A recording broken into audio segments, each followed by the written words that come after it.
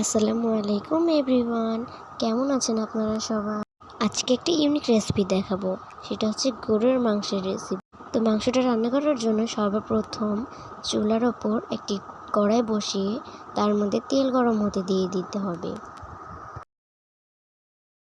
তেলটা ভালো করে গরম হয়ে গেলে তার মধ্যে কিছুটা পেঁয়াজ কুচি, তেজপাতা, গরম মশলা দিয়ে ভালো করে ভেজে নিতে হবে।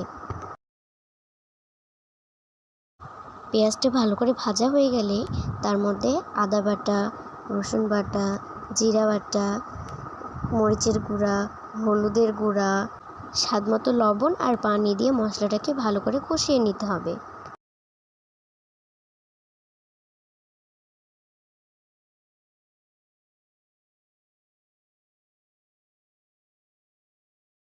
ভিডিওটি যদি আপনাদের কাছে ভালো লেগে থাকে তাহলে ভিডিওটিতে অবশ্যই একটা লাইক দিবেন আর কমেন্ট করে জানাবেন আমার এই রেসিপিটা আপনাদের কাছে কেমন লেগেছে।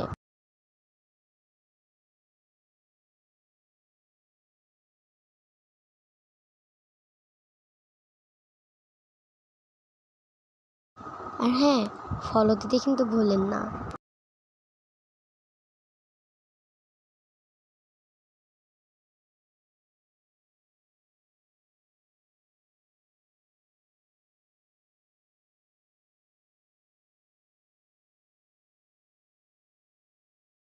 মশলাটা ভালো করে কষিয়ে নেওয়া হয়ে গেলে তার মধ্যে মাংসগুলো দিয়ে দিতে হবে। আমি মাংস দেওয়ার ভিডিওটা নিতে ভুলে গেছি। মাংসগুলো দিয়ে ভালোভাবে কষিয়ে নিতে হবে। এরপরে মাংসগুলোর মধ্যে আমি টুকরো করে আলু কেটে দিয়েছি। আপনারা চাইলে আলু ছাড়াও রান্না করতে পারেন।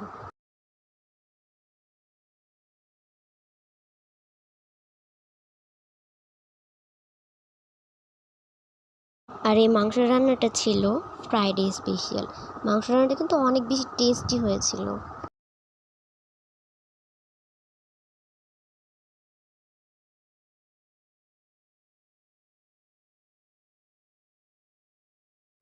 মাংসটা ভালোভাবে কষিয়ে নেওয়া হয়ে গেলে তার মধ্যে পরিমাণ মতো পানি দিয়ে মাংসটা সিদ্ধ করে নিতে হবে।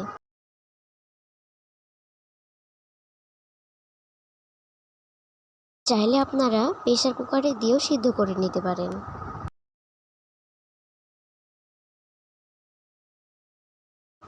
কড়াই সিদ্ধ করলে মাঝে মাঝে দুই একবার মাংসটাকে নেড়ে দিতে হবে। এই পর্যায়ে মাংসটা ভালোভাবে সিদ্ধ হয়ে গেছে। এর উপর দিয়ে ধনিয়ার গুঁড়া আর জিরার গুঁড়া ছিটিয়ে দেব। এটা দিলে তরকারির টেস্ট দ্বিগুণ বেড়ে যায় এবং খেতে অনেক বেশি মজা লাগে।